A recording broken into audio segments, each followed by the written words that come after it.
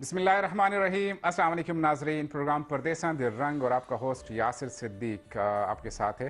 नाजरीन, हमने रमज़ान मुबारक गुजारा, अल्हम्दुलिल्लाह खैर आफियत से रमज़ान मुबारक गुजरा। कुछ तल्ख यादें कोविड की साथ साथ लेके चलते हैं और उसके बाद फिर ईद तक जाते हैं। ईद में भी प्रोटोकॉल्स की हमारी ईद थी, बड़ी अच्छी रही अल्हम्दुलिल्लाह, खैर आफियत से गुजर गई। कुछ SOPs थे, कुछ उनके साथ साथ कुछ कोरोना के ज़ेरे साए, लेकिन अल्हम्दुलिल्लाह उसके साथ साथ केटू ने जो खुशियाँ बिखेरी हैं ईद पे, इतने सारे जितने भी हमारे लिमिटेशंस थी उसके बावजूद भी केटू ने एक बड़ी कोशिश की। केटू टीवी की पूरी टीम ने, बल्कि AVT चैनल्स की पूरी टीम ने इस पूरी ईद की छुट्टियों में और ईद के दिनों में आपके साथ साथ और आपको घर बैठते बैठते वो कुछ दिया है जो कि आपको एंटरटेन करता रहे आपके घर पे। अगर आप बाहर नहीं जा सके तो क्या हुआ, केटू ने और AVT चैनल्स ने आपको घर पे आपकी ईद मीठी बना दी और सुहानी बना दी। प्रोग्राम चूँकि दुबई से हम लोग कर रहे हैं और पिछले प्रोग्रामों को लेकर अगर मैं रमज़ान की बात करूँ, रमज़ान में भी हमने आपके साथ रमज़ान के हवाले से रमज़ान के मसाइल परदेसियों से रिलेटेड वो भी डिस्कस किए। और उसके साथ जब ईद की बात आई तो ईद पे भी हमने वो रंग बिखेरा है जो कि परदेसियों की ईद हम लोग यहाँ मनाते हैं।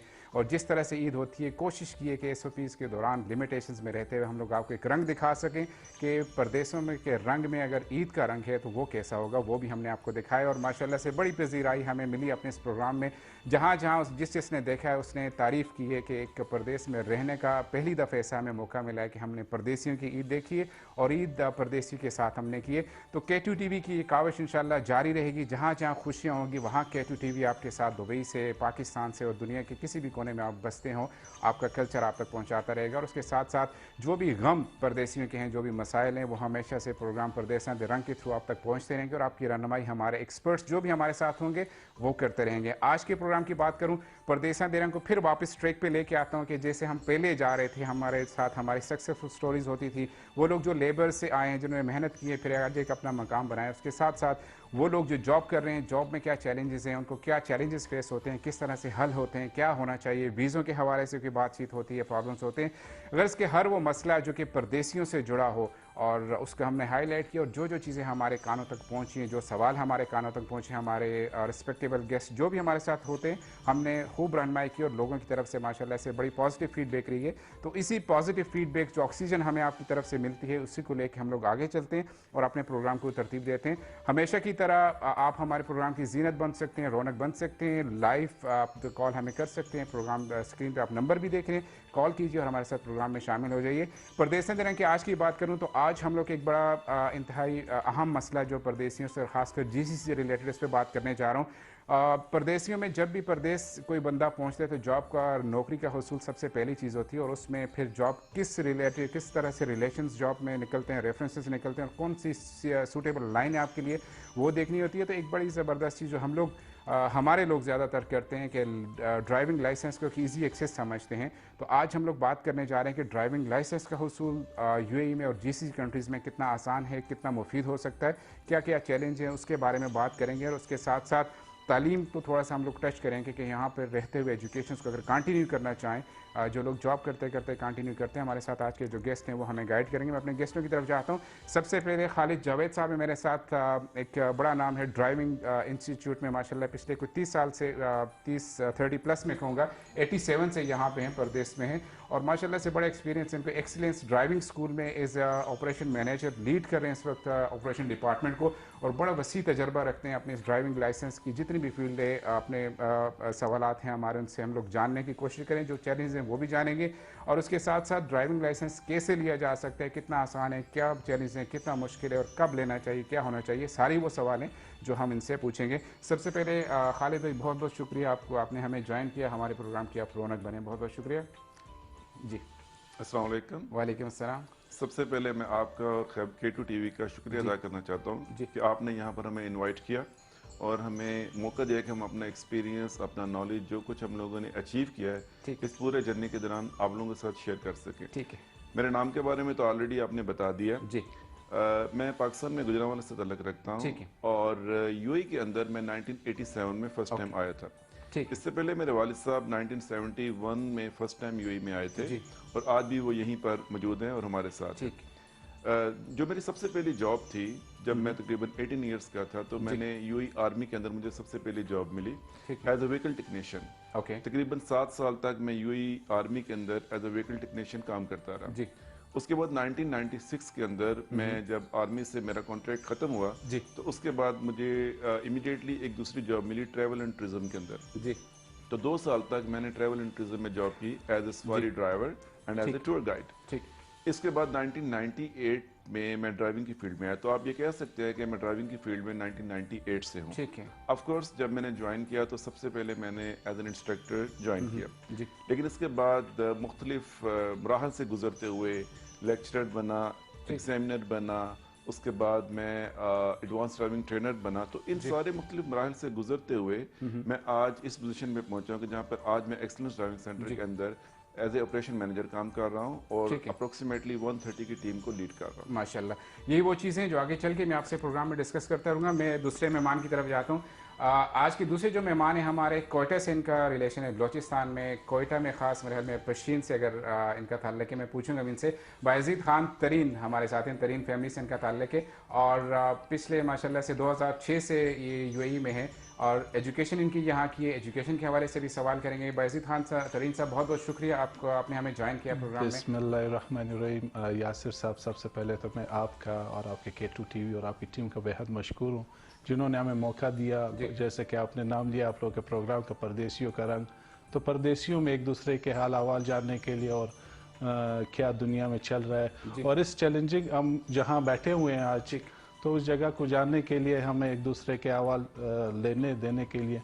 तो कैसा महसूस करते हैं? बलोचिस्तान से आपका ताल्लुक है और K2 में आप इस वक्त बैठे हुए हैं, दुबई से आप इस वक्त रिप्रेजेंट कर रहे हैं बलोचिस्तान को। बिल्कुल सर, जैसे कि हम बलूचिस्तान में, आपको पता है, एक तो सबसे पहले बलूचिस्तान का जैसा नाम आता है तो ऑटोमेटिकली आपका माइंड चला जाता है बैकवर्डनेस में। जी। तो एक एजुकेशन लेना और हमारे वहाँ में तो ये एक बहुत शर्फ की बात होती है एजुकेशन लेना, और फिर मेरे लिए कि यहाँ मैं आया और मैंने यहाँ एक अपनी एजुकेशन हासिल की। जी। तो मैं एक बात बताता चलूँ आपको, शायद आपको इल्म भी है और नाजरीन माशाल्लाह से बड़े एक्टिव रहते हैं हमारे बलोचिस्तान के हवाले से। K2 का खास रोल है बलोचिस्तान की सकाफत को उजागर करने में। बिल्कुल। काफ़ी सारे प्रोग्राम्स K2 जो है वो बलोचिस्तान तक पहुँचता है, बलोचिस्तान के अवाम तक पहुँचा है। हवाले बलोचिस्तान है, कोयटा वाले, काफ़ी सारे ऐसे प्रोग्राम है। फिर ईद में भी कुछ ना कुछ ऐसे रंग बलोचिस्तान से हम लोग लेके अपने नाजरीन के लिए आए। तो बलोचिस्तान को हम माशाल्लाह से आज भी उसी क्रेडिट से, उसी अहमियत से देखते हैं और जो माशाल्लाह जिसके वो लोग मुस्तहिक हैं। और आज आप हमारे प्रोग्राम की जीनत बने तो उसने 4 चांद हमारे इस K2 शो को लगा दिए। Thank you very much. Khalid साहब, चूंकि मैंने पहले अपने प्रोग्राम में बताया था कि हम लोग बात करने जा रहे हैं ड्राइविंग लाइसेंस का हुसूल। यहाँ पे सबसे पहले जो हमारे पाकिस्तानी की मैं बात करता हूँ कि जब लोग आते हैं तो एक ही जहन में होता है, जो मैं चूँकि एजुकेशन हमारी कम होती है तो एजुकेशन कम होने के बायस फिर हम लोग ईजी एक्सेस देखते हैं। ईजी एक्सेस में 2 रास्ते नज़र आते हैं, या तो अगर आप इंटर हुए दुबई में लेबर कैटेगरी में चले जाते हैं, ब्लू कॉलर जॉब की सर्च शुरू हो जाती है। ब्लू कॉलर्स में जैसे ही हम लोग इंटर होते हैं तो फिर थोड़ी सी अपने पाँव जमाने के बाद सबसे पहला होता है कि लाइसेंस लिया जाए ताकि उसमें आगे जाके फैसिलिटीज़ मिलती हैं, थोड़ी सी रिलैक्सेशन होती है।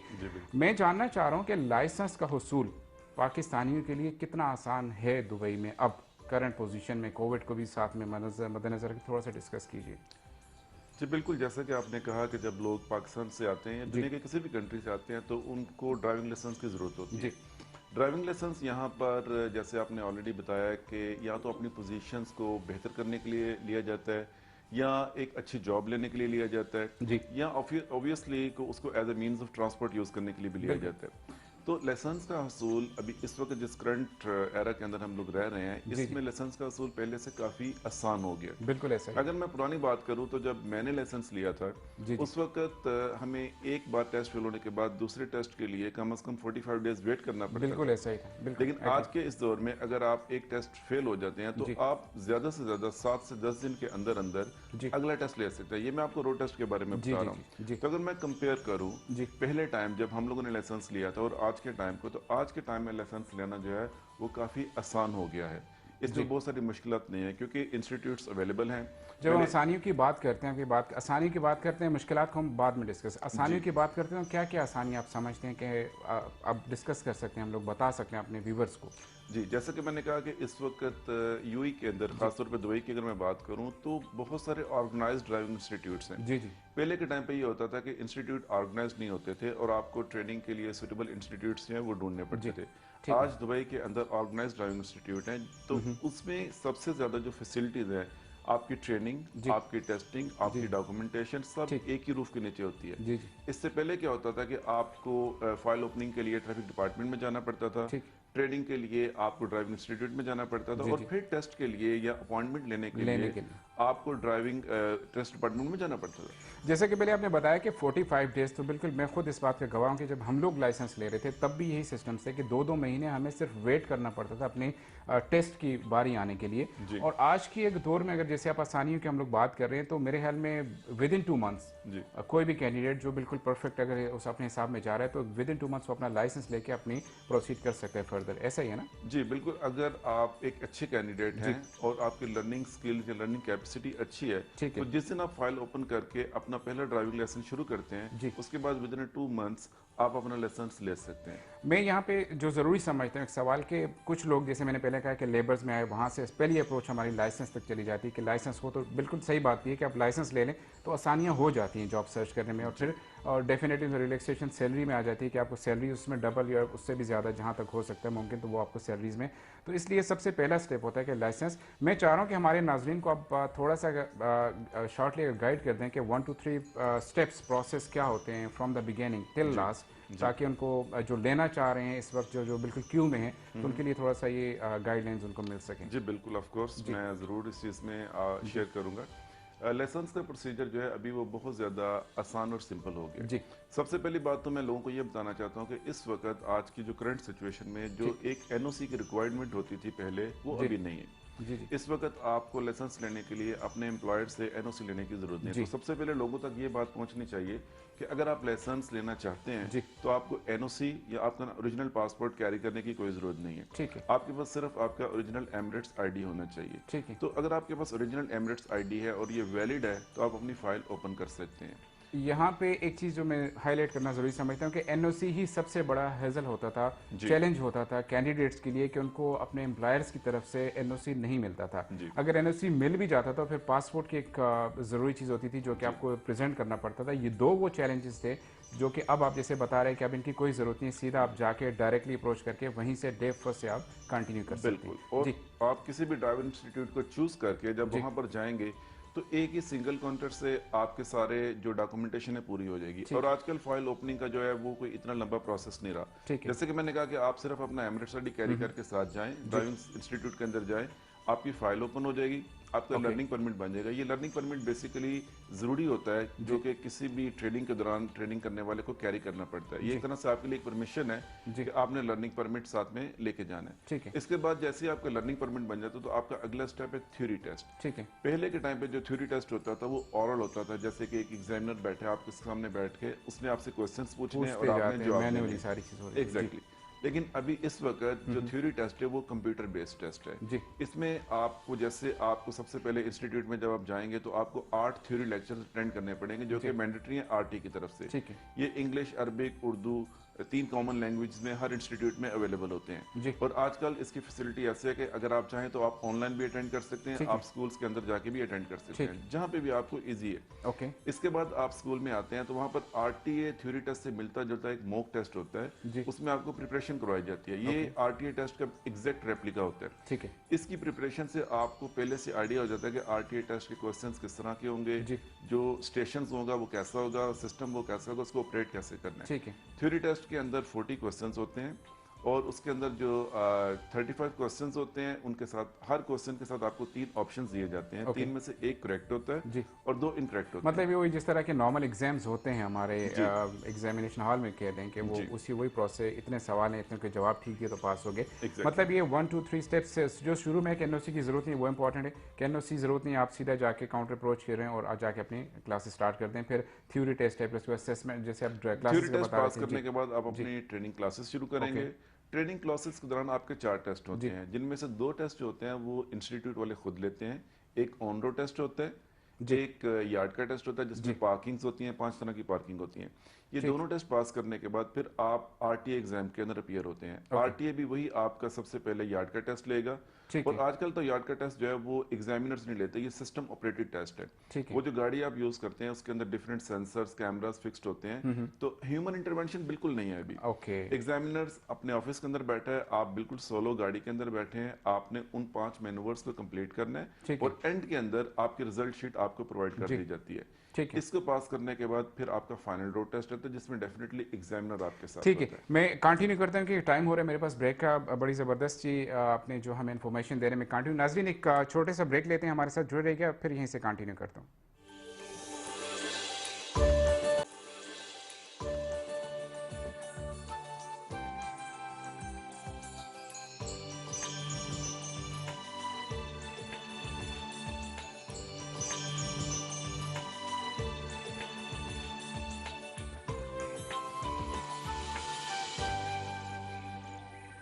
जी नाज़रीन, वापस आपको प्रोग्राम में खुश आमदीद कह रहा हूँ। और कंटिन्यू हमने किया था लाइसेंस का हुसूल दुबई में या यूएई में कितना आसान है और कितना ज़रूरी है लाइसेंस का हुसूल। बाज़ीद खान तरीन साहब, मैं आपसे सवाल करना चाह रहा हूँ कि लाइसेंस जब लोग ले लेते हैं कि ले लिया लाइसेंस, जॉब सर्च करना कितना उनके लिए आसान होता है, और प्लस पॉइंट उनके लिए जब लाइसेंस लेने के बाद अगर किसी के पास लाइसेंस है तो वो जॉब सर्च के लिए जा रहा है, जॉब इंटरव्यू में जा रहा है, तो कितना उसके लिए वो पॉजिटिव या उसके प्लस पॉइंट क्या हो सकते हैं? यासिर साहब, जैसे आप देखेंगे या लाइसेंस की यहाँ पे मिसाल बिल्कुल मैं एक एज अ डिग्री दूंगा। बिल्कुल, जैसे लाइसेंस आपके पास होगा तो ऑटोमेटिकली आपके जो जॉब्स हैं यहाँ पे अच्छी सैलरी होगी आपको, और ठीक है, डिफरेंट टाइप ऑफ जॉब्स होती हैं यहाँ पे। जैसे कि आप सेल्स में जाएंगे और लाइसेंस आपके पास नहीं होगा, आप नहीं कर सकेंगे बिल्कुल। और दूसरी तरफ आप देखेंगे यहाँ इस मुल्क में एक ग्लोबल इन्वायरमेंट है, ग्लोबल हर चीज़ में लाइसेंस की बहुत अहमियत होगी जी। तो इसलिए बिल्कुल मैं मतलब लाइसेंस अगर आपके पास है तो जैसे आपने कहा कि डिग्री आप ले लेते हैं, और वाकई में हसूल इसका शुरू में जब हम लोग देखते थे कि लाइसेंस लेना कितना मुश्किल और कितना उसके लिए तगदो है, तो बिल्कुल एक डिग्री की हैसियत रखती है। और आपके पास ग्रेजुएशन हो, मास्टर डिग्री हो, लेकिन लाइसेंस जब तक नहीं हो तो मेरे ख्याल में आप यहाँ पे अपने को अधूरा समझते हैं। और ये एज अ स्किल ऐड होती है आपके पास। सैलरीज आप देखेंगे तो ये एज अ प्लस होगा फाइनेंशियल साइड पे और साइड पे। तो वैसे जिस तरह से यूए के बाकी अगर हम लोग जनरल बात करते हैं लीडरशिप की, तो आसानियाँ तो इतनी ज़्यादा है कि अगर आपके पास लाइसेंस नहीं है तो फिर भी आप सर्वाइव कर सकते हैं और आसानी से हर चीज़ आपके लिए मुमकिन हो सकती है। लेकिन जब ऑन अदर हैंड हम लोग देखते हैं कि जॉब सर्च और फाइनेंशियल उसको रिलैक्सेशन को देखते हैं तो लाइसेंस के काफ़ी सारे फ़वाइद भी हैं। ऐसा ही है, बिल्कुल ऐसा ही देखेंगे। और फिर ये ऐसा बैकग्राउंड में आपके पास एक ब्लॉक हो जाता है, जैसे भी आप फ़ायदा होगा। तो अगर आपके पास फॉर एग्जांपल लाइसेंस वाले की एक अलग वैल्यू होगी और लाइसेंस के बगैर तो और काम नहीं कर सकेंगे। ठीक है, लाइसेंस पे बात करते हैं खालिद साहब। पाकिस्तान का लाइसेंस होना उसको भी एक पॉजिटिव साइन समझा जाता है, और पॉजिटिव साइन को मैं चाह रहा हूँ कि आप बिल्कुल इसको एक डिटेल से डिस्क्राइब करें, इसको बताएं कि पॉजिटिव कितना रहता है और नेगेटिविटी इसमें क्या होती है कि आपके पास लाइसेंस पाकिस्तान का है। एक तो फाइनेंशियली आपको उसमें फ़ायदा शुरू में जो हमें नज़र आता है, और बाद में जाके वो कहीं ना कहीं वो हमें मैं आपसे पूछना चाह रहा हूँ कि थोड़ा सा आप इसको हाईलाइट कर दें प्लीज़। जी बिल्कुल, यहाँ पर यूएई के अंदर जैसे कि दुबई में हम लोग हैं और लाइसेंस को आरटीए जो है वो कंट्रोल करते हैं। जी जी। तो आरटीए की तरफ से जो रूल्स एंड रेगुलेशंस हैं इसके मुताबिक अगर कोई भी बंदा पाकिस्तान से आता है जी और उसके पास ऑलरेडी ड्राइविंग लाइसेंस है जो कि 5 साल पुराना है, तो उसकी नंबर ऑफ क्लासेस कम हो जाती है। ठीक है, जैसे कि यहाँ पर जो मिनिमम नंबर ऑफ क्लासेस है वो है 40। अगर एक बंदा पाकिस्तान से आता है और उसके पास 5 साल पुराना ड्राइविंग लाइसेंस है तो उसकी क्लासेस 40 की बजाय 20 हो जाती हैं जी, यानी हाफ हो जाती हैं। अगर उसका ड्राइविंग लाइसेंस 5 साल से कम ड्यूरेशन का है, यानी 2 से 5 साल के बीच में है, तो उसकी नंबर ऑफ क्लासेस 30 हो जाती है। तो सबसे पहले तो नंबर ऑफ क्लासेस कम होती हैं, इसके साथ साथ आपको फाइनेंशियल बेनिफिट्स भी मिलते हैं। जैसे कि अगर आपका एक कोर्स है 40 क्लासेस का 3700 दिरहम का, तो जब आपकी नंबर ऑफ क्लासेस कम होगी अल्टीमेटली आपका जो एक अमाउंट है जो फाइनेंशियली भी उसका आपको बेनिफिट मिलेगा। तो ये तो एक प्लस पॉइंट है जी। तो जो लोग पाकिस्तान मैं यहाँ पे एक चीज़ और पूछना चाह रहा हूँ कि पाकिस्तान में देखें हम लोग अपने सिस्टम को बहुत बेहतर अंदाज से समझते हैं, हमें पता है कि क्या होता है पाकिस्तान में लाइसेंस का उसूल, घर बैठे आपको पाकिस्तान में लाइसेंस मिल जाता है।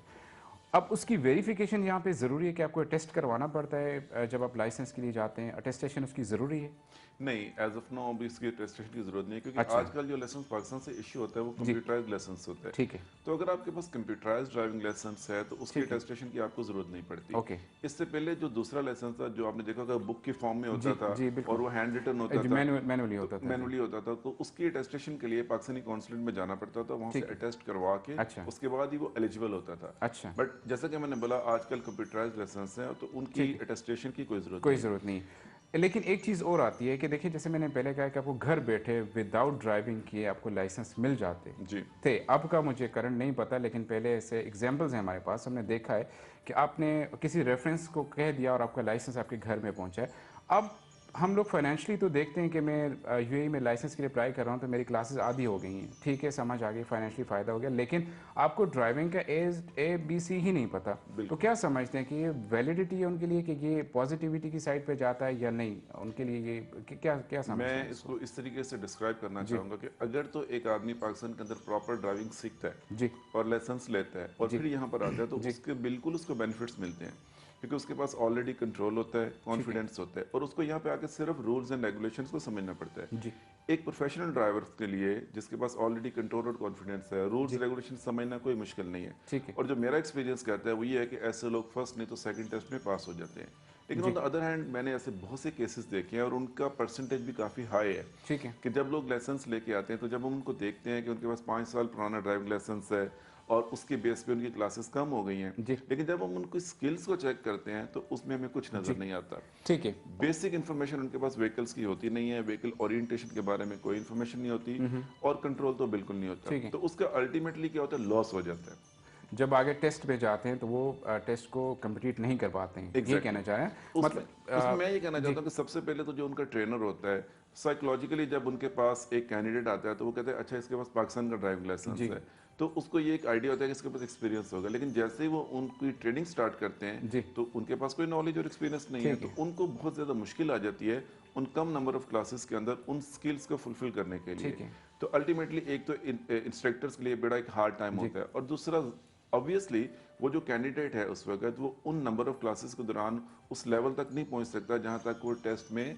अपीयर हो सके। Appear तो अब होना उसके लिए चाहिए, फिर दो ऑप्शंस होते हैं, या तो हम उसको ये कहते हैं कि आप अभी तक उन स्किल्स को अचीव नहीं कर सके जो आपके लिए ज़रूरी है, तो आप अपनी क्लासेस को इंक्रीज करें, ये हम उनको सजेस्ट करते हैं, जी। क्योंकि हम मैंडेटरी तो नहीं उनको कह सकते बाय लॉ, तो हम उनको सजेशन देते हैं कि आप नंबर ऑफ क्लासेस को इंक्रीज कर लें ताकि आप स्किल सीख सकें।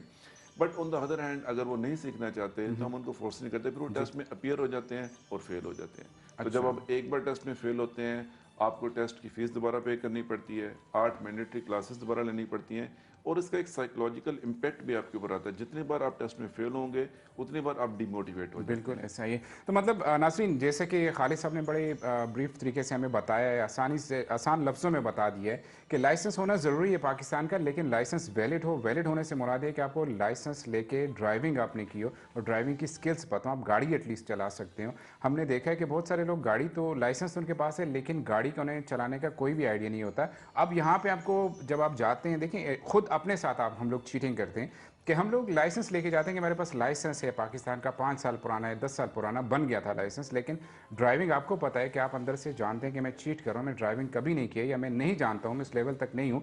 तो आप वहाँ पे आपको अगर शॉर्ट टर्म फ़ायदा आप सोचते हैं कि हाँ मुझे पैसे बच गए मेरे, लेकिन जैसे कि खालिद साहब ने बताया कि आप जब आगे चलते जाते हैं तो आपको क्लासेस, अगर आपकी 30 क्लासेस मिली तो आपको 10 क्लासें एक्सटेंड करनी पड़ेंगी, तो आपको सबसे पहला जो लॉस है वहीं से शुरू हो रहा है कि आपने अपने साथ चीटिंग करके कुछ पैसे बचाएं, लेकिन बाद में जाके फिर जैसे जैसे आप आगे चलते जाते हैं तो एक्सटेंड होती जाती है। तो हमेशा के लिए आप ज़रूर लाइसेंस लीजिए, पाकिस्तान में प्रोसेस कीजिए, लाइसेंस लीजिए, गाड़ी चलाएं, सीखें गाड़ी वहाँ से, और फिर आके अपना लाइसेंस एक कॉन्फिडेंस के साथ दिखाएं अपने इंस्ट्रक्टर को कि हाँ मैंने लाइसेंस लिया है और मैंने गाड़ी चलाई है और मुझे गाड़ी का पता है। बाकी रूल्स और रेगुलेशन सिखाना, ये ड्राइविंग स्कूल वाले इसीलिए बैठे हुए हैं कि आपको रूल्स और रेगुलेशन सिखाते हैं। आपको लाइसेंस एक कार्ड देना नहीं होता, आपको आपकी ज़िंदगी की हिफाजत करना सिखाते हैं कि कैसे आप गाड़ी चलाते हो, अपने और अपने ख़ानदान वालों की ज़िंदगियाँ बचा सकते हैं और उनकी हिफाजत कर सकते हैं। तरीन साहब, एक सवाल, चूँकि आप माशाल्लाह से यहाँ की यूनिवर्सिटी से पढ़े हैं, आपकी एजुकेशन मोस्टली जो ग्रेजुएशन है या मैट्रिक के बाद से गालिबन है, तो यहाँ यूएई से मैं पूछना चाह रहा हूँ कि यहाँ का निज़ाम तालीम और पाकिस्तान का निज़ाम तालीम डेफिनेटली बहुत बड़ा फ़र्क है, ज़मीन आसमान का फ़र्क है। कितना इजी रहता है कि यहाँ आप साथ में जॉब करें और फिर कंटिन्यू करें आप अपने डिप्लोमास को या अपनी ग्रेजुएशन को? बिल्कुल, यहाँ अगर आप देखेंगे सबसे पहले तो आपको यहाँ के लैंग्वेजेस पे अबूर असर जी। हो जाता है, प्लस इंग्लिश कम्युनिकेशन जो यहाँ एक ग्लोबल इन्वायरमेंट है, दुनिया यहाँ पे बस रही है, जी। तो पूरे दुनिया से लोग यहाँ आए हुए हैं। यहाँ आपको सीखने का बड़ा हर चीज़ यहाँ पे आपको सिखाती है। जी। और प्लस यहाँ पे एक प्लस पॉइंट यहाँ के एजुकेशन का यह है कि हैंड्स ऑन एक्सपीरियंस आपका हो जाता है, साथ साथ आप पढ़ाई कर रहे होते जी। हैं और यहाँ पे आप एक ग्लोबल कंपनीज होती हैं, वहाँ ठीक का है। आपको एक्सेस मिलता है, वहाँ पे आप अपना पार्ट टाइम जॉब कर सकते हैं। और सेकंड टाइम यहाँ पे यूनिवर्सिटीज़ होती हैं, वहाँ से अपना ग्रेजुएशन या कोई और स्पेशलाइज्ड कोर्सेज आप कर सकते हैं। ऐसा होता है कि मतलब जिस तरह हम देखते हैं कि यूनिवर्सिटीज़ में रहते हो आप, जब डिग्रीज़ की फाइनल स्टेज पे होते हैं तो आपको कॉल्स आ जाती हैं कि आप हमारे साथ ज्वाइन करें, आप हमें ज्वाइन करें, ऐसा भी पॉसिबल है? जी डिग्रीज बिल्कुल, के यहाँ पे दौरान? कैरियर शोज़ लगते हैं, जी। हर यूनिवर्सिटीज़ अपने तरफ से कैरियर शो लगाते हैं और यहाँ पे काफ़ी इवेंट्स होते हैं। आपको जैसे पता है यहाँ के ट्रेड सेंटर में आप जाएंगे तो वहाँ पे पूरी दुनिया से कंपनीज आती हैं, यहाँ पे हायरिंग्स होती हैं, तो ये ठीक है। ये ग्लोबल हब है, यहाँ जी। से आपको पूरी दुनिया का मतलब एक्सेस हर है। तरह से उसका एजुकेशन का यहाँ पे फायदा है। मेरे पास बिल्कुल फिर एक छोटे से ब्रेक का टाइम हो रहा है, मैं बिल्कुल। कंटिन्यू कर। जी नाज़रीन, हमारे साथ जुड़े रहिएगा। बड़ी ज़बरदस्त मालूमात एजुकेशन के हवाले से, ड्राइविंग लाइसेंस के हवाले से हम लोग डिस्कस करें। छोटा सा ब्रेक है, फिर से आपके साथ यहीं से कंटिन्यू करता हूँ।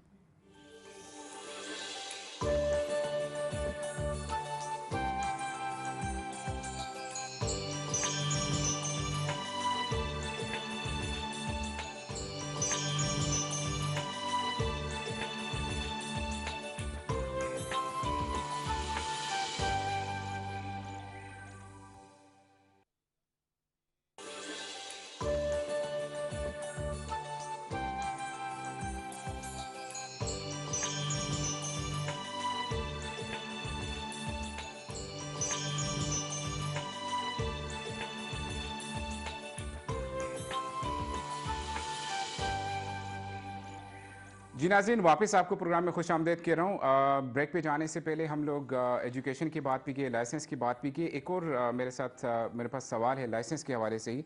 खालिद साहब, जब हम पाकिस्तान के लाइसेंस को डिस्कस कर रहे थे तो वाकई में एक प्लस पॉइंट है, लेकिन थ्रू प्रॉपर चैनल्स और थ्रू प्रॉपर ट्रैक वो आपको उसमें पॉजिटिविटी आ सकती है। जीसीसी कंट्रीज़ का लाइसेंस लेना, मतलब सऊदी की बात कर लें, कतर, ओमान, बहरीन की बात कर लें, वो भी एक इसी तरह का प्रोसेस है। वो गुजरते हैं फिर लाइसेंस लेते हैं। अब जिसके पास जीसीसी कंट्री में किसी एक भी मुल्क का लाइसेंस है, जब वो यूएई में माइग्रेट होता है तो फिर उसके लिए वो कितना पॉजिटिव हो सकता है, कितना मुफीद साबित हो सकता है उसके लिए? बिल्कुल, इसके बारे में मैं आपको तफसील से बताना चाहूँगा ताकि इस चैनल के ज़रिए ये सारी मालूमात जो है वो नाजरीन तक पहुँच सके, क्योंकि बहुत सी जो गलतियाँ हो जाती हैं शुरू में, वो लैक ऑफ इन्फॉर्मेशन की वजह से होती है। ऐसा ही। अगर आपके पास इन्फॉर्मेशन है, अवेयरनेस है, तो आप सही टाइम पे सही डिसीजन ले सकते हैं। जी। जीसीसी का जो ड्राइविंग लाइसेंस है, अगर आपके पास सऊदीया, कतर, ओमान या किसी भी जीसीसी कंट्री का ड्राइविंग लाइसेंस है ठीक। और आप दुबई के अंदर आते हैं, तो अगर तो वो आदमी यूएई उधर का नेशनल है, फॉर एग्जांपल उसकी नेशनैलिटी उसी जीसीसी कंट्री की है, तो उसका लाइसेंस डायरेक्टली कन्वर्ट हो जाता है। अच्छा, ये बात नेशनलिटी पे डिपेंड करती है कि अगर आप नेशनल वहाँ के हैं जी जी, तो फिर इजीली कन्वर्शन है उसकी, वो बस कन्वर्शन है, कोई उसमें भी आपको कोई टेस्ट टेस्ट कुछ नहीं, कोई टेस्ट देने की जरूरत नहीं पड़ती। ठीक। लेकिन अगर आप इंडिया या पाकिस्तान या किसी भी दूसरे कंट्री के हैं, तो उसमें भी आपको बेनिफिट है, क्योंकि आपको यहाँ पे आके थ्योरी तो जरूर पास करनी पड़ेगी, क्योंकि हर कंट्री का जो Rules, road regulations, structure, infrastructure होता है, थ्योरी होती है, वो अलग होती है। ठीक है। तो जो भी कैंडिडेट जीसीसी से आते हैं, उनको यहाँ पर थ्योरी के लेक्चर लेके, थ्योरी, अब ये भी उनके ऊपर डिपेंड करता है, अगर वो लेक्चर नहीं लेना चाहते, वो डायरेक्ट थ्योरी में अपीयर हो सकते हैं। और थ्योरी टेस्ट पास होने के बाद उनको किसी ट्रेनिंग की जरूरत नहीं होती। ठीक है। गवर्नमेंट ऑफ दुबई, आरटीए उनको ये अपॉर्चुनिटी देते हैं कि वो डायरेक्ट टेस्ट में चले जाते हैं। सही। तो अगर वो डायरेक्ट टेस्ट में जाके फर्स्ट टेस्ट में पास हो जाते हैं, based on their experience and everything, तो उनका लाइसेंस उनको इशू हो जाता है। बट अनफॉर्चुनेटली अगर due to the rules change और ड्यू टू सम सर्कमस्टेंसेज अगर वो फेल हो जाते हैं, तो फिर एज पर द लॉ उनको किसी भी ड्राइविंग इंस्टीट्यूट्स के अंदर 8 क्लासेस अटेंड करनी पड़ेंगी दोबारा सेकंड टेस्ट देने के बाद। ठीक है। तो इसकी कंक्लूजन मैं आपको ऐसे देता हूँ कि अगर जीसीसी का लाइसेंस अगर मेरे पास है और मैं दुबई के अंदर आता हूँ, तो मैं डायरेक्ट थ्योरी टेस्ट और डायरेक्ट फर्स्ट रोड टेस्ट में अपीयर हो सकता हूँ, और पास होने के बाद मुझे लाइसेंस इशू हो जाएगा। अच्छा। बट फेल होने की सूरत में मुझे फिर वही रोड टेस्ट दोबारा देने के लिए 4 आवर्स यानी कि 8 क्लासेस रेगुलर प्रोसेस आपका जो भी है उसको फॉलो करना पड़ेगा एग्जैक्टली। उनको। उसमें आप देखें कि एक सॉरी जी, एग्जेम्पशन आ गई क्योंकि एक नॉर्मल कैंडिडेट जो कि दुबई के अंदर लाइसेंस लेता है, मैंने कहा उसको 4 टेस्ट का प्रोसेस है, लेकिन यहाँ पर उनको सिर्फ 2 टेस्ट देने हैं, ठीक है। एक थ्योरी और एक रोड टेस्ट। ठीक है, मतलब ये इनिशियल हम बात कर रहे हैं कि जैसे आपके पास लाइसेंस है, आप जाएं किसी भी इंस्टीट्यूट में, आप प्रेजेंट करें कि मेरे पास ये लाइसेंस है, जी। तो फिर उसके लिए ये जैसे आपने बताया कि थ्योरी टेस्ट है, उसके बाद दूसरा रोड टेस्ट है, और अगर वो हो जाता है, सक्सेसफुल रहता है, तो सीधा उसको ड्राइविंग लाइसेंस। तो ये सबसे मतलब अगर फाइनेंशियली बात करें तो आपकी सेविंग्स हैं सारी की सारी, जो आपने वहाँ पे किसी भी कंट्री में स्पेंड किया, तो यहाँ पे आके करने की जरूरत नहीं, अनलेस अनटिल अगर आप कहीं ना कहीं फेल हो रहे हैं अनफॉर्चुनेटली, तो आपको फिर से अपीयर होना पड़ता है नेक्स्ट टेस्ट के लिए। बिल्कुल ऐसे ही। अब यूए का लाइसेंस लेने के बाद, क्योंकि जैसे बायजीद ने भी कहा कि ये एक डिग्री समझी जाती है और इसका हुसूल भी बिल्कुल एक डिग्री के ही जैसा प्रोसेस है, मैं ये सवाल पूछना चाह रहा हूँ कि जब लाइसेंस ले लेते हैं तो इस लाइसेंस के यहाँ पे तो बेनिफिट्स हैं, जॉब के हवाले से देख लें, खुद अपनी ज़ाती ज़िंदगी में देख लें, बड़े बड़े फ़ायदे हैं। और जब इसकी बात करते हैं लाइसेंस लेने के बाद, अगर हम यही लाइसेंस पाकिस्तान में यूज़ करना चाहें या बाकी दुनिया के ममालिक में यूज़ करना चाहें, तो क्या अफायदियत है इस लाइसेंस की बाकी कंट्रीज में? बिल्कुल, बाय लॉ अगर फर्ज करें कि आपके पास यूएई का वैलिड ड्राइविंग लाइसेंस है, आप पाकिस्तान ट्रैवल कर रहे हैं, आप यूरोप ट्रैवल कर रहे हैं, कनाडा, यूएस या जहां पर भी आप ट्रैवल कर रहे हैं, तो उसके लिए आप यहीं से इंटरनेशनल ड्राइविंग लाइसेंस बनवा के जा सकते हैं। इसको कन्वर्ट करना पड़ता है या बनाना पड़ता है? नहीं, इसको कन्वर्ट नहीं करना पड़ता। आप अपना यही लाइसेंस किसी भी अथराइज्ड ड्राइविंग इंस्टीट्यूट में लेके जाएं, जो कि अथराइज्ड ड्राइविंग इंस्टीट्यूट है, वहां पर ये लाइसेंस शो करें, तो आपको एक इंटरनेशनल ड्राइविंग लाइसेंस इशू कर देंगे, 1 साल की उसकी वैलिडिटी होगी। अच्छा, उसके बाद आप वो लाइसेंस कैरी करके दुनिया में कहीं पर भी गाड़ी चला सकते हैं। ठीक है, मतलब ज़रूरी ये है कि आपको इंटरनेशनल लाइसेंस होना चाहिए जी। ये इसके बाद भी? इसके बाद भी पाकिस्तान की अगर हम बात करें तो सेम है? अगर हम लोग बाय लॉ बात करें तो होना चाहिए। वैसे मैं अपना पर्सनल एक्सपीरियंस अगर बताऊं, तो मैं एक बार पाकिस्तान में ट्रैवल कर रहा था और एक जगह पे एक पुलिस वाले ने मुझे रोका, तो उसने कहा जी लाइसेंस, मैंने कहा जी मेरे पास दुबई का लाइसेंस है, पाकिस्तान का तो है ही नहीं। उसने कहा चले आपके पास दुबई का तो है, लोगों के पास तो, बाद लोगों के पास पाकिस्तान का भी नहीं होता। होते ही नहीं है। एग्जैक्टली। नहीं, मतलब बायला की अगर बात करते हैं, ये तो चले हो गई, लकीली आपके साथ ऐसा हुआ, लेकिन होता नॉर्मली अभी है कि हमारे एक दोस्त है, उनकी मैं बात करूँ कि एयरपोर्ट से निकले हैं बड़े ठाठ से कि मेरे पास तो लाइसेंस है, ड्राइवर तुम उस साइड पे जाओ, गाड़ी में खुद ड्राइव कर रहा हूँ। उसने गाड़ी लेके रोड पे निकला, मोटरवे पुलिस ने रोका कि भाई हाँ तो मेरे पास दुबई का लाइसेंस है, बड़ी शान से दिखाया उसने कि हाँ यार देखो अभी अभी लिया है, लाइसेंस है मेरे पास। उन्होंने कहा ये उधर का लाइसेंस है। हाँ, उसने फिर उसकी जो पेनल्टीज थी वो पे की उसी टाइम पे। तो मतलब ये है कि जैसा प्रोसेस है, अगर तो प्रोसेस को क्यों नहीं हम लोग फॉलो करते कि जब ईजी एक्सेस हमारे पास सिंपल सी है। इंटरनेशनल लाइसेंस लेने की जब हम बात करते हैं तो उसकी फीस वगैरह का भी थोड़ा सा नाज़रीन को बता देंगे? जी, उसकी जो फीस है वो 150 के करीब है। आई थिंक अभी थोड़ी चेंज होकर 200 है। 200 अच्छा, मतलब fees there is something to pay. हाँ, समथिंग टू पे। तो आप जब वो फीस पे करते हैं तो आपको मैक्सिमम 1 साल का इंटरनेशनल ड्राइविंग लाइसेंस इशू किया जाता है। उसके बाद आप उसको कैरी करें, कहीं भी जाके गाड़ी चलाएं।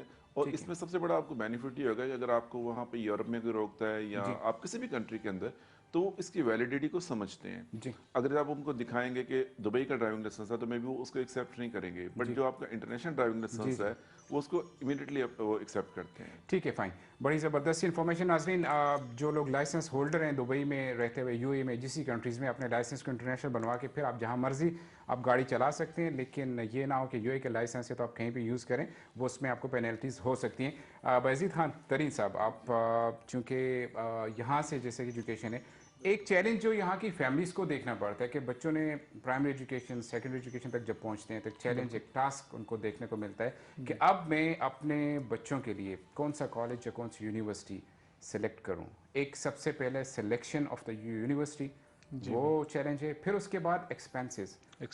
मैं थोड़ा सा चाह रहा हूँ कि आप चूँकि माशाल्लाह इस पूरे प्रोसेस से गुजर के आज इस नतीजे पे पहुँचे हुए हैं, माशाल्लाह कि हमारे साथ बैठे हुए और माशाल्लाह एक गवर्नमेंट ऑर्गेनाइजेशन में लीड कर रहे हैं अपने डिपार्टमेंट को, तो मैं चाह रहा हूँ कि थोड़ा सा बताएं कि लोगों के लिए ईजी एक्सेस यूनिवर्सिटी कॉलेज तक पहुँचने का क्या हो सकता है? इजी एक्सेस तो यहाँ पे ये हिसाब है यासिर साहब, जैसे कि different as a global hub यहाँ पे आपको हर किस्म की यूनिवर्सिटीज़ मिलती है। ठीक है, तो यहाँ पे सबसे पहले फाइनेंशियल स्ट्रक्चर जो होता है वो मेन इशू यहाँ पे पाया जाता है, क्योंकि यहाँ बड़ी एक्सपेंसिव होता है। ऐसे ही तो उसमें साथ साथ एज अ बैकअप लोग ये कर सकते हैं कि पार्ट टाइम जॉब हो गई या इंटर्नशिप कई का ऑर्गेनाइजेशन में एंटर हो सकते हैं और इवनिंग क्लासेस में अपना कंटिन्यू रख सकते हैं। जी, तो ये जो है ये मेन पॉइंट है। और अगर एक्सपेंसेस की बात करते हैं, डिपेंड करता है यूनिवर्सिटी टू यूनिवर्सिटी, आपके एजुकेशन लेवल्स तक अगर जाते हैं, लेकिन मुमकिन है कि यहाँ पे रहते हुए लोग, मतलब जो माँ बाप पेरेंट्स की मैं बात करना चाह रहा हूँ, कि वो सोच सकते हैं कि हम अपने बच्चों को यहाँ के हिसाब से अपनी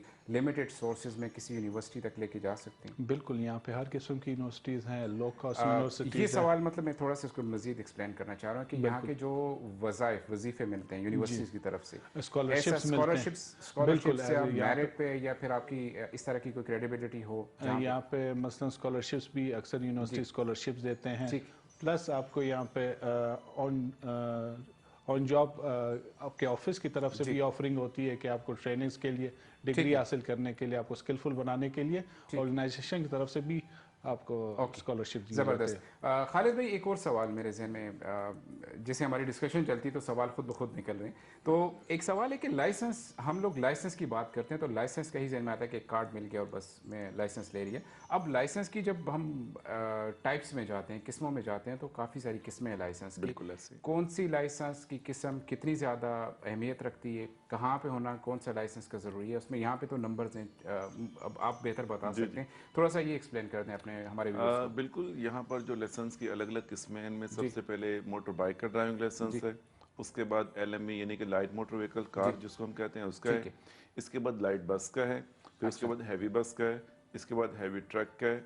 फिर इसके साथ साथ वो जो मैकेनिकल इक्विपमेंट होते हैं जिनमें फोर्कलिफ्ट आता है, जी, उसका लाइसेंस है। जी, और आपने देखा होगा शैवल वगैरह जिसको पे लोडर भी कहते हैं, ठीक, उसका भी लाइसेंस होता है। तो ठीक, बेसिकली 1 से लेके 8 तक नंबर हैं। जी। और हर नंबर को, जैसे बाइक का 1 नंबर है, इसी तरह हर लाइसेंस के अलग अलग नंबर हैं। अगर आपके पास कार का लाइसेंस, इजी एक्सेस लोगों की सिर्फ कार तक होती है और वो भी ऑटोमेटिक ट्रांसमिशन में, अगर आपके जी पास कार का लाइसेंस हो जाए तो आप कौन कौन सी गाड़ियाँ ड्राइव कर सकते हैं यूएई में? जी। अगर आपके पास सिर्फ लाइट व्हीकल का जी, लाइसेंस है, LMB का, तो जी। आप सिर्फ LMB ही ड्राइव कर सकते हैं। एलएमवी मतलब ये हमारी मिनी मिनी बस की जब हम बात जी, करते हैं। इसमें हम कार की बात जी, करेंगे। इसके साथ साथ जो आपकी मिनी बस है, जी। 13 सीटर, जो आप 13 वैन, जिसको सीटर, 13 सीटर ठीक, वैन कहते हैं, पहले 14 सीटर थी, जी, अब ये 13 सीटर है। ठीक है, तो आप वो वैन चला सकते हैं। ठीक लेकिन है, इसके बाद ऊपर जो भी कैटेगरी आएगी, उसके लिए फिर आपको मिनी बस का लाइसेंस चाहिए। अगर ठीक है। जैसे फॉर एग्जांपल 13 सीटर तक आप LME के ऊपर चला रहे हैं, अगर सीट्स की तादाद बढ़ जाएगी तो उसके बाद आपको मिनी बस का लाइसेंस चाहिए। अगर फिर सीट की तादाद बढ़ जाएगी तो फिर आपको हैवी मतलब बस का हर लाइसेंस चाहिए। कैटेगरी के लिए आपको लाइसेंस का होना आपके पास ज़रूरी है। बिल्कुल। और इसी हिसाब से अगर मैं सवाल एक जनरल सा पूछ रहा हूँ कि कुछ लोग हमने देखे हैं कि मतलब आपके पास लाइसेंस तो है लेकिन वो आपके पास ऑटोमेटेड ट्रांसमिशन का है, मतलब जी जो ऑटोमेटिक गाड़ी आपके उसका। अब बाज़ देखा हमने कि वो मैनुअल भी इसी में चला रहे होते हैं, जी। ये में अलाउड है? कहाँ तक इसकी इजाज़त है या कहाँ पे हमें रोका जा सकता है? बाय लॉ ये जी, बिल्कुल अलाउड नहीं है, ठीक है, क्योंकि आपका जो ड्राइविंग लाइसेंस है उसके जी, ऊपर जो कैटेगरी लिखी है वो है ऑटोमेटिक। ठीक है, तो लोग चलाते हैं, उनके पास शायद एक्सपीरियंस होगा जी, या बाद में उनके पास नॉलेज आ जाता है। लेकिन मैं अगर आपको स्टैंडर्ड की और लॉ की बात बताऊं, जी, तो इसमें जो सबसे बड़ा ड्रॉबैक है वो ये होता है कि अगर आपको किसी भी इंस्पेक्शन के दौरान जी, पुलिस ने रोका किसी भी जगह पर, तो जब वो आपका ड्राइविंग लाइसेंस चेक करेंगे कि वो तो ऑटोमेटिक के लिए है और आप मैनुअल चला रहे हैं, तो इसको आपको फाइन होगा। जी, लेकिन इसको सबसे बड़ी जो प्रॉब्लम होती है वो ये होती है एक्सीडेंट की सूरत में। जी, अगर एक्सीडेंट हो जाता है तो आपको पता है यहाँ पर हर गाड़ी इंश्योर्ड होती है। जी, जी, जी, अब इंश्योरेंस की भी किस्में अलग अलग। जी, तो अगर आपकी ऐसे हैं, गाड़ी एक्सीडेंट हो गई है और ऑलरेडी वो इंश्योर्ड है, तो इस सूरत में इंश्योरेंस कंपनी जो है वो प्रीमियम वो पूरा कवर करती है। ठीक है। लेकिन अगर कोई भी एक ड्राइवर ऑटोमेटिक गाड़ी का लाइसेंस के ऊपर मैनुअल गाड़ी चला रहा है, तो जी, एक्सीडेंट होने की सूरत में इंश्योरेंस कोई क्लेम कवर नहीं करेगी, क्योंकि ठीक है। आप लॉ को फुलफिल नहीं कर रहे। मतलब आप दोनों तरीक़ों से अपने आप को प्रॉब्लम्स में लेके जा रहे हैं। तो एग्जैक्टली बाय ला कहीं पे आप रुके, सबसे पहले अल्लाह ना करे एक्सीडेंट होने की सूरत में आपको अपना कार्ड दिखाना पड़ता है, लाइसेंस, तो वहाँ पे ही आपकी गाड़ी, दूसरे आपका लाइसेंस, दूसरे फिर उसके बाद इंश्योरेंस, अगर फाइनेंशियल पॉइंट ऑफ व्यू से बात करते हैं तो वहाँ पे भी आपको लॉस हो रहा है। एग्जैक्टली। तो ये तो खैर हम लोग नाजरीन में एक चीज़ हाईलाइट करूँगा, हर प्रोग्राम में हर जगह पे हमारी कोशिश ये होती है कि अपने नाजरीन को इस बात से आगाह करते रहें कि ये हमारा मुल्क नहीं है, दूसरा घर है हमारा, हमें हर तरह से सपोर्ट करती है यहाँ की लीडरशिप। लेकिन उस सूरत में जब आपके डॉक्यूमेंट्स पूरे हों, आपके पास वैलिडिटी हो हर चीज़ की, अगर आपके पास डॉक्यूमेंट्स पूरे नहीं है, वैलिडिटी नहीं है, तो आपको कहीं पे भी कोई प्रॉब्लम हो तो आपको किसी तरह की सपोर्ट ना तो यहाँ की गवर्नमेंट देगी और ना पाकिस्तान से। तो यहाँ पे रहते हुए अपने यूए की जो कानून है उनको फॉलो करना, उनकी पासदारी करना हमारा फ़र्ज़ बनता है और उसके मुताबिक जाके अल्लाह ना करे हादसा कहीं पे भी हो सकते हैं, मुश्किलें इंसान को आती हैं, तो एक प्रॉपर चैनल है जहाँ से आपको हर तरह की सपोर्ट मिल सकती है। वाजिद भाई, सवाल एक और मेरे पास था कि जिस तरह से माशाल्लाह आप गवर्नमेंट में हैं, काफ़ी अरसे से आप गवर्नमेंट एम्प्लॉई हैं यहाँ पे, लोग जब जॉब सर्च करते हैं तो सबसे मुश्किल समझ जाता है कि गवर्नमेंट की जॉब को लेना। अब इस करंट सिचुएशन में, कोविड के बाद की सिचुएशन में, आहिस्ता आहिस्ता माशाल्लाह से ग्रेजुअल लोग इम्प्रूव करते जा रहे हैं, आसान है गवर्नमेंट की जॉब लेना? पॉसिबल है? सबसे पहले तो आपके पास कोई जो असूल डिग्री टेक्निकल डिग्री हो वो बहुत ज़रूरी है। यहाँ आजकल आप देख रहे हैं कि सब कुछ जॉब के आपके पास कोई अच्छी डिग्री होगी तो आप इसी मुताबिक कोई जॉब सर्च कर सकते हैं। जी, तो मतलब जॉब मिलना गवर्नमेंट में पॉसिबल है एक्सपेक्ट्स के लिए? बिल्कुल है जी गवर्नमेंट जॉब्स और काफ़ी जैसे कि आपको पता है हमारे पास टेक्निकल जॉब्स काफ़ी आते हैं। जी तो इसके लिए टेक्निकल स्किल्स हर बंदे के पास होने चाहिए। और जैसे कि आपको पता है आजकल पेंडेमिक के बाद सब कुछ आर्टिफिशियल इंटेलिजेंस की तरफ जा रहा है। जी तो उस लाइन में काफ़ी लोगों को जॉब्स मिल रही है और ठीक है, मतलब आसान है, आपको जॉब्स कहीं भी सर्च करना चाहते हैं गवर्नमेंट सेक्टर को आप टच कर सकते हैं और आप बिल्कुल जॉब्स उसमें सर्च हो सकती हैं और मिल सकती हैं। ठीक है, मैं इस पे कंटिन्यू कर रहा हूँ, एक ब्रेक का फिर से टाइम हो रहा है। बिल्कुल। जी नाजरीन, हमारे साथ जुड़े रहिएगा, एक छोटा सा वक्फा ले रहा हूँ फिर वापस आता हूँ।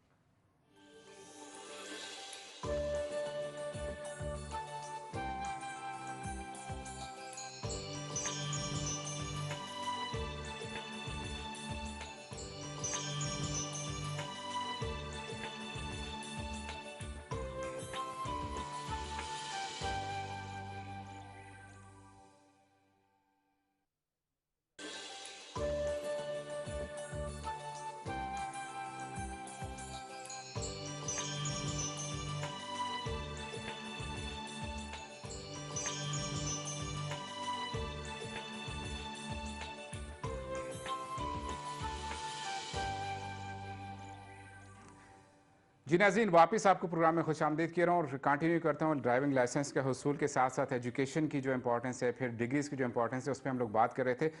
खालिद साहब, एक सवाल लास्ट में इसको कहूँगा क्योंकि टाइम भी मेरे पास इतना है कि हम लोग इसको वाइंड अप करेंगे प्रोग्राम को। लाइसेंस के उसूल के लिए सबसे जो एक दूसरा जो हम लोग सेकंड हर्डल्स देखते थे कि लोगों को टाइम नहीं मिलता या टाइम कंपनीज में ड्यूटीज़ टाइमिंग उनकी ऐसी होती है, उनको वो टाइम जो आप सेट करते हैं मतलब ड्राइविंग इंस्टीट्यूट की तरफ से, तो उसको नहीं कंप्लीट कर पाते, जिसकी वजह से अपनी क्लासेस मिस होती हैं या फिर वो पोस्टपोन होते होते होते वो रह ही जाता है। तो ऐसी सूरत में अब जब हम लोग बात करते हैं करंट सिचुएशन में जहाँ पे बहुत सारी आसानियाँ हो चुकी हैं, तो इससे जो हमारे जो स्टूडेंट्स हैं जो मतलब लेना चाह रहे लाइसेंस, तो उनके लिए क्या आसानियाँ इस हवाले से हैं?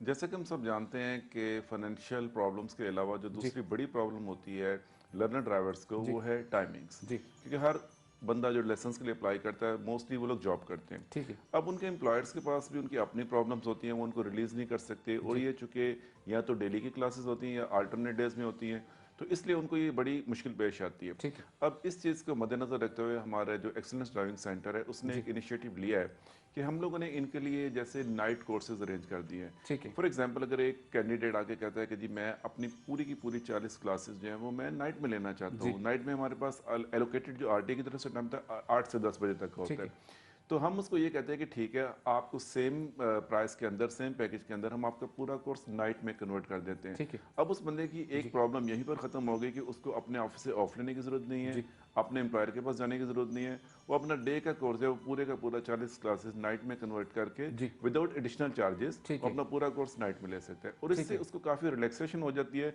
और उसकी लर्निंग स्किल्स भी इंप्रूव होती हैं। ये तो बड़ी ज़बरदस्त एक मेरे ख्याल में प्लस पॉइंट हम लोग कह सकते हैं हर तरह से कि जो मतलब देखिए सुबह आप जॉब पे जाते हैं 6 बजे तक 8 बजे तक, अगर कोई बंदा जॉब पे रहता है तो उसके लिए वाकई में मुश्किल था या अपना टाइम मैनेज करना। तो अगर इस तरह की सहूलियत मिल रही हैं तो it's definitely a plus point for all the student बिल्कुल। जो फंसे हुए इस वजह से कि मैं टाइमिंग मेरी मैच नहीं हो रही। एक लास्ट सवाल मेरे जहन में जी आया तो उसके बाद मैं वाइंड अप कर रहा हूँ। डेजर्ट सफारी का लाइसेंस, जी उसका प्रोसीजर थोड़ा सा तरीक़ाकार बता दें ताकि वो भी व्यूअर्स को पता चल जाए कि उसके लिए क्या मुश्किलात हैं और कितनी आसानियाँ हैं। बिल्कुल, डेजर्ट सफारी जिसको हम आप फन ड्राइव भी कह सकते जी हैं।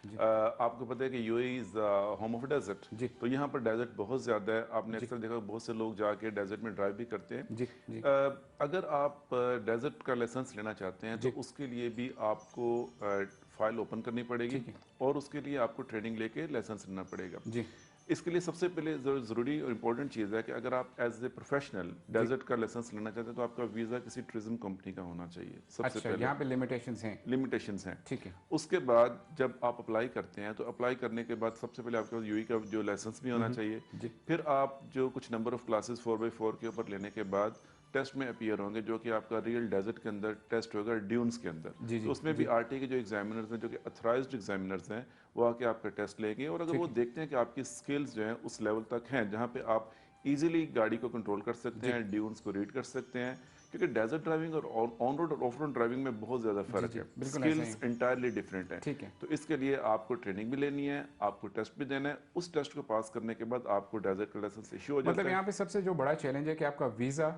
टूरिज्म कंपनी का होगा तभी आप जा सकते हैं। कोई और पॉसिबिलिटी है कि नॉर्मल जो हम लोग अगर लेना चाहें, कोई भी है स्टूडेंट ऐसा, देखिए, तो आप उसके अगर लिए एज ए फॉर एग्जांपल अगर आप एज ए प्रोफेशनल गाड़ी नहीं चला रहे तो जी आप अपने इसी ड्राइविंग लाइसेंस के ऊपर डेजर्ट में जाकर ड्राइव कर सकते हैं। अगर अच्छा। आप एलोन लेकिन जा ये रहे जैसे हैं, ड्यून्स की बात करें तो वहाँ तक तो आप इस लाइसेंस पे नहीं जा सकते, और स्पेसिफिकली जो ट्रेनिंग्स होती हैं वो होती जी, ही इसीलिए कि आपको वहाँ की ड्यून्स के अप डाउन जो हैं उनको समझाया अगर जाता आप है। जी इंडिविजुअली अपने या अपनी फैमिली को साथ लेके जा रहे हैं जी और आपके पास लाइसेंस नहीं है तो वो प्रॉब्लम नहीं है। बट अगर आप एक टूर कंपनी के अंदर टूरिस्ट को लेके जा रहे हैं, एज ए जी टूर ऑपरेटर आप काम कर रहे हैं, तो फिर आपके पास लाइसेंस होना ज़रूरी है। जी बट ऑन द अच्छा अदर हैंड मैं ये रिकमेंड करूंगा कि अगर आप डेजर्ट में जाना चाहते हैं तो डेजर्ट में ड्राइविंग टोटली डिफरेंट है। जी ड्यून्स बहुत सॉफ्ट होती हैं, हाई रस ड्यून्स होते हैं, ठीक उनके है अंदर आपको स्पेशल स्किल्स की ज़रूरत होती है।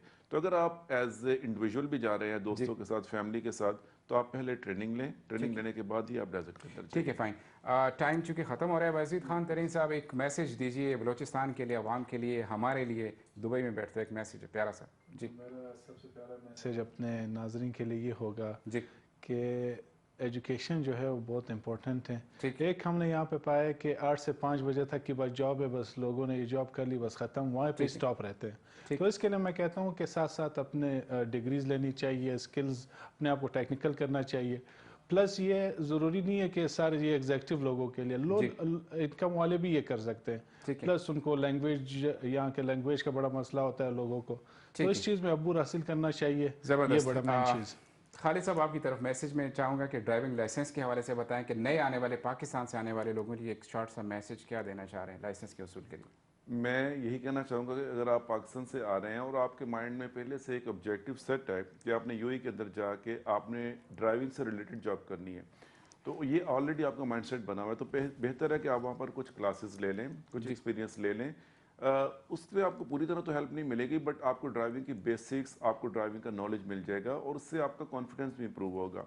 तो जब आप यहाँ पर आएंगे तो गाड़ी आपके लिए कोई नई चीज़ नहीं होगी और फिर आपको यहाँ के रूल्स एंड रेगुलेशन समझने में काफ़ी आसानी रहेगी। एट द सेम टाइम मैं ये भी एंड में कहना चाहूँगा कि ड्राइविंग एक टीम वर्क है। वो लोग जो यहाँ पर यूएई के अंदर गाड़ी चला रहे हैं उनको ज़हन में ये बात याद रखनी चाहिए कि road is a sharing place. Road के ऊपर अलग अलग तरह के ड्राइविंग होते हैं और एक्सीडेंट्स बहुत ज़्यादा होते हैं। तो इन एक्सीडेंट्स को अवॉइड करने के लिए, चूँकि 96% एक्सीडेंट्स ह्यूमन एरर की वजह से होते हैं जिनको हम लोग रोक सकते हैं, कंट्रोल कर सकते हैं। तो जब आप ड्राइविंग करें तो आप अपनी गलतियों के साथ साथ दूसरों की गलतियों पे भी नज़र रखें, क्योंकि कभी कभी आप गलती नहीं करते लेकिन दूसरे ड्राइवर की गलती की वजह से एक्सीडेंट हो जाता है। तो मेरा मैसेज यही है कि ड्राइविंग के टाइम डिस्ट्रैक्शन फ्री ड्राइविंग करें, मोबाइल फ़ोन बिल्कुल यूज़ मत करें, तो जो ड्राइविंग पर रखें और अपनी ड्राइविंग के साथ साथ दूसरों की ड्राइविंग पे भी फोकस करें। अगर आप देखते हैं कि दूसरा ड्राइवर गलती करने जा रहा है तो आप पहले से उसको ऑब्जर्व करके, प्लान करके अपने आप को और उसको हादसे से बचा सकते हैं। बड़ा ही ज़बरदस्त मैसेज नाज़रीन आपने सुना। यही वो बातें थी जो आज के, अगर मैं अपने इस प्रोग्राम का लबे लबाब बोलूँ तो ये वो बातें हैं कि आप ड्राइविंग चाहे जो मर्ज़ी लाइसेंस आप ले लें, लेकिन आपकी हिफाजत, अपने घर वालों की हिफाजत आपके अपने हाथ में। जैसे खालिद भाई ने बताया कि रोड एक शेयरिंग प्लेस है, वहाँ पे हर मेंटालिटी के लोग आपको मिलेंगे। आपको अपनी हिफाजत करनी है, आपको दूसरे को साथ साथ देखना है, लेकिन सबसे पहले आपने, उसके बाद दूसरे जितने भी ड्राइवर्स हैं। तो आपके हाथ में अपनी हिफाजत, अपनी ज़िंदगी और अपने घर वालों की ज़िंदगी। खुश रहिए, लाइसेंस लीजिए, डिग्रीज लीजिए, लेकिन कानून की पासदारी जिस मुल्क में भी रहते हो, जहाँ भी रहते हो, उसको जारी रखिए। K2TV की कोशिश इंशाल्लाह से ये जारी रहेगी। परदेशों के रंग, खुशियाँ या गम जहाँ जहाँ भी हैं, जिस जिस कोने में भी आप बसते हैं, K2TV आपको अप्रोच करेगा और आपकी खुशियाँ इंशाल्लाह आपके घर वालों तक लेके जाएगा, शेयर करेंगे। इसी तरह से जिस तरह हमने ईद के अपने प्रोग्राम में खुशियाँ शेयर की हैं, बाँटी हैं, इस गम के गुजरती घड़ियों में खुशियाँ K2TV बखेरता रहे, तो ये इंशाल्लाह सफ़र जारी रहेगा। और इस सफ़र को जारी रखने के लिए आपकी हमारे साथ तावन, आपकी कोशिशें, आपकी कॉल्स और आपकी फीडबैक बहुत ज़रूरी होती है। हमारे साथ आप प्रोग्राम में शामिल होना चाहें, ओपन प्लेटफॉर्म है आपके लिए भी, जहाँ भी बसते हैं यूएई में, हमारे साथ प्रोग्राम में शामिल होने के लिए सिर्फ एक कॉल कीजिए। आप में टैलेंट है, आप में कैपेबिलिटीज़ हैं, आके बैठिए, लोगों को बताइए, गाइड कीजिए, मोटिवेट कीजिए और अपनी जिम्मेदारी अपने एक पाकिस्तानी होने की हैसियत से निभाते जाइए। अपने होस्ट यासिर सिद्दीकी को इजाज़त दें, क्योंकि टाइम ख़त्म हो रहा है, प्रोग्राम का लिमिटेड सा टाइम था। अगले जुम्मे को नए गेस्ट के साथ किसी और टॉपिक को लेकर फिर आपकी खिदमत में हाजिर होंगे। अल्लाह हाफिज़, अस्सलाम वालेकुम।